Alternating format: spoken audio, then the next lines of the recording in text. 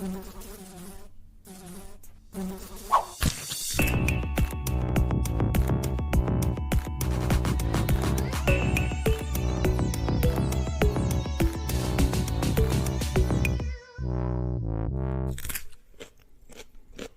welcome to Trust Bites. I'm your host, Dr. Darin Detwiler.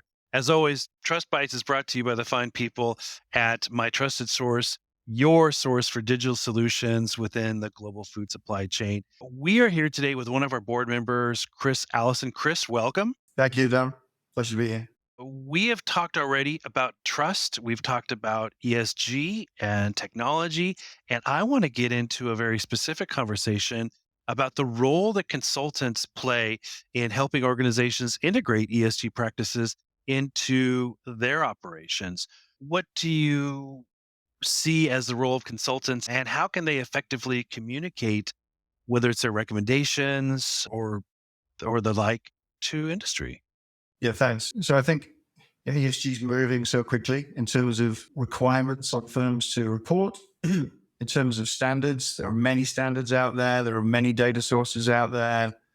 So I think the first thing I'd say is just helping people pick the right standards, the right framework, and understand what the right level of data to collect is, and do that based on your obligations, either immediate or the obligations that we see coming down the road for you in 2 or 3 years, depending on where you are in the supply chain, or just based on your values as a firm or the values within your industry. The first thing I'd say is getting through that minefield of frameworks, standards, reporting obligations, data sets, that kind of thing. And then from the back of that, building a data plan. So what data am I collecting myself? What data do I need for my supply chain? And how do I manage that? Is that something that I have to do myself? Is there a SaaS solution in the industry that will allow me to take the results, but have somebody else manage the difficult pieces around data management and data quality in the middle of that? Am I building my own insights from it? And if I am building my own insights, which you probably want to, how do I cost efficiently exploit AI to get the best out of that data that's available to me? Those are the kind of 3 components. Sure. Well, if I were to have a textbook about being a consultant in front of me, I would probably be able to read, and I'm going to kind of predict certain things here, that there's different types of consultants, right? You may have a technology consultant, you may have a regulatory compliance consultant, you may have a consultant who has such extensive background knowledge, having worked with other similar companies or even unrelated companies, but the overall experience allows the transfer of know-how and experience into the conversation. I know that there are consultants that focus on efficiency and, more the economics. So we're talking about a lot of different types of reasons for having a consultant and different types of consultants themselves in order to elevate the work around ESG collection, data collection and reporting and performance improvement.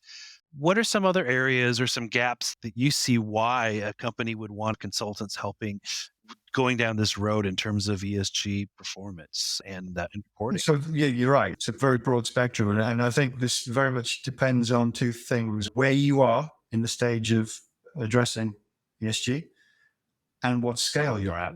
So if you're a large listed corporation, you will have the luxury, if you want to think of it like that, of putting your own team together. And you may bring in your favorite management consultant to get you on the road and then construct your team and execute the plan from there. If you're a very small firm or a firm that doesn't spend a lot of money on technology, then it may be that you need a much lighter touch, but you can't afford to have your own team sitting there, and you need to draw on the expertise of externals to do that. And maybe that's in a fractional way. So there's a growing market for fractional hires. So maybe there's a fractional ESG expert or a fractional chief technology officer or something like that you can draw on to help you.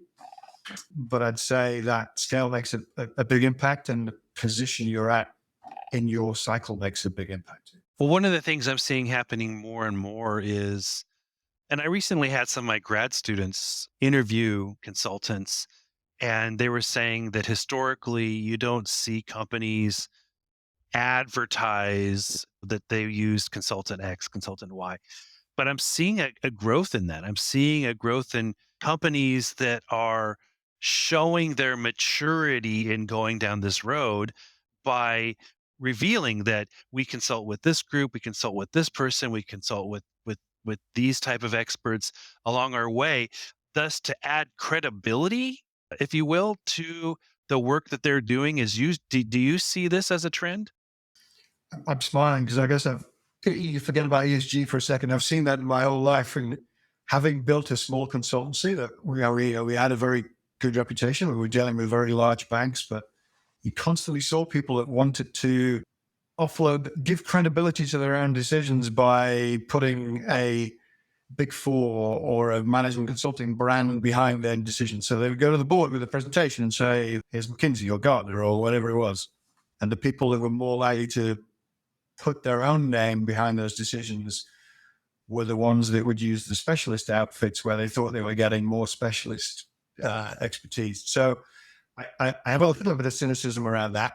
However, having said that, particularly looking at the big four, there are a couple of firms that really stand out right now who have a genuine, really strong commitment through their values to sustainability and CSR and ESG, and not just taking the profits from it, but also giving a lot back.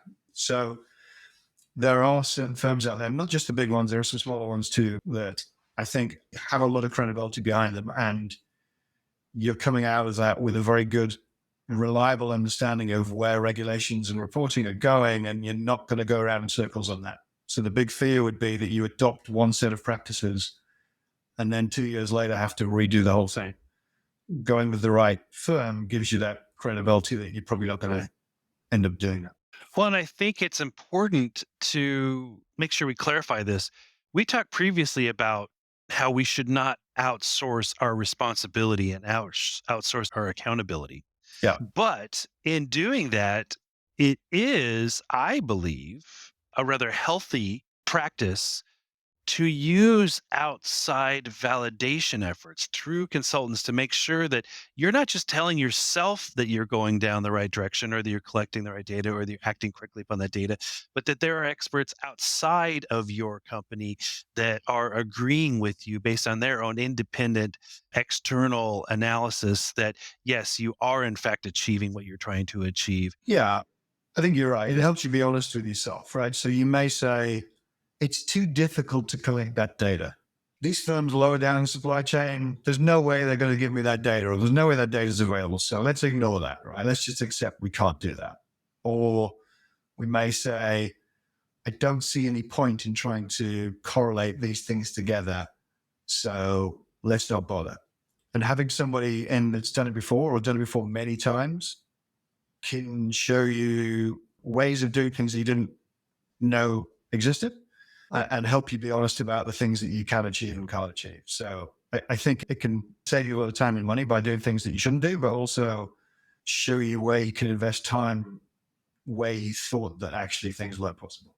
One last question here. When we look at things such as social responsibility, ethical sourcing, even reducing carbon emissions, these are some of the bigger goals that are out there. I mean, there's many, but these are some of the big goals that you hear about a great deal when we're Yeah. looking at ESG objectives.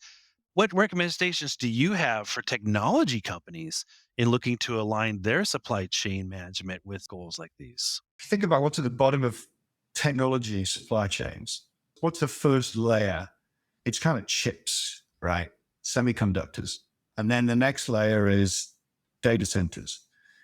What we see at the moment in the news every day is the latest artificial intelligence. What's Elon Musk done today with Grok? What's the latest thing from OpenAI? It's A, fascinating. B, we're starting to understand the impact that AI can have in particular on productivity. And so we're all very excited about economic growth coming from these things and how it can transform industries.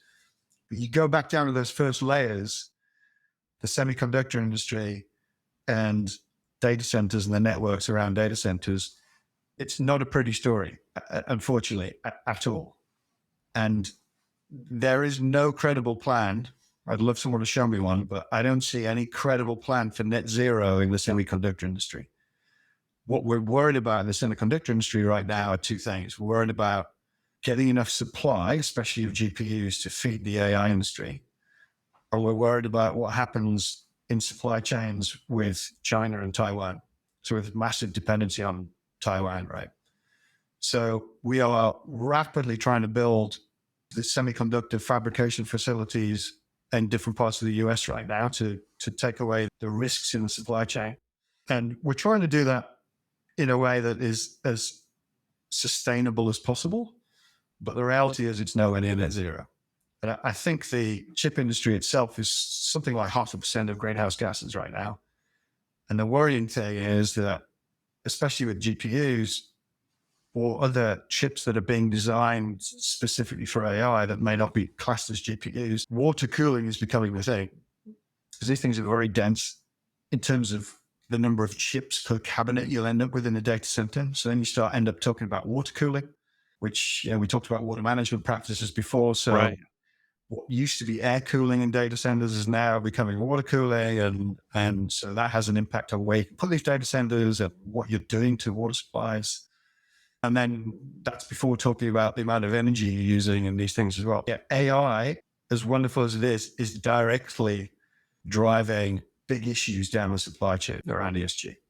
Sadly, I'd love to tell a bit of a story on that. And of course, Sure. the positive spin to that is that we have a much faster innovation cycle with AI. And so AI's ability to help us come up with better practices for ESG, better designs, is something to be very positive around and think that in the future we will get better and better because of AI. But right now, I think we're in this kind of middle ground where that hasn't really realized yet.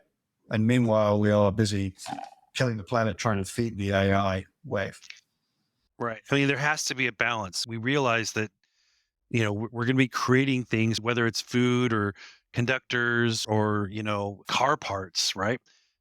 That these things are going to be a part of our world, part of society, and part of that impact on, again, whether it's social responsibility or carbon emissions. But are there other areas where we can find ways to minimize some of these impacts, to improve some of these areas? And I guess perhaps an ending note is the fact that there's never going to be a solution and then we find it and we stick with it and that solved all our problems. It's always going to be an ongoing effort, an ongoing evolution of how we improve, how we understand new challenges, how we continue to improve, how we understand new challenges, how we continue to improve, and how we ultimately treat this as again, like a continuous improvement rather than just waiting around for one silver bullet that's going to solve all our Yeah, problems. I 100% agree with that. And just reinforce that the breakthroughs in generative AI and the breakthroughs that are coming in robotics accelerate that cycle, right? Massively accelerate that cycle. Well, and all of this is not happening behind some magical curtain or whatever. There's so much more transparency. There's so much more demand from consumers, whether it's for food or for automobiles or for computers and technology. There's so much more demand for the social responsibility and the carbon emissions and reduction and ethical sourcing that it can't be ignored anymore. This is not a world where we can just do whatever we want and get away with it and people will still buy it no matter what. This is part of that decision making process beyond government accountability. Exactly. And I think, if you fast forward probably 10 years, we start to see some heavy regulatory reporting requirements. If you fast forward 10 years, I would expect as a consumer that we will have a much, much better set of transparency into everything we buy. It's all vital in terms of building and maintaining that trust with consumers. Yeah. Well, Chris, thank you very much. This has been great delight to talk with you about these issues, and I hope that we can continue to talk about other issues in the future. Again, thank you very, very much. You too, Darren. Thank you. My pleasure. For Trust Bites, this is your host, Dr. Darin Detwiler. Trust Bites is presented by My Trusted Source. Thank you very much. Trust Bites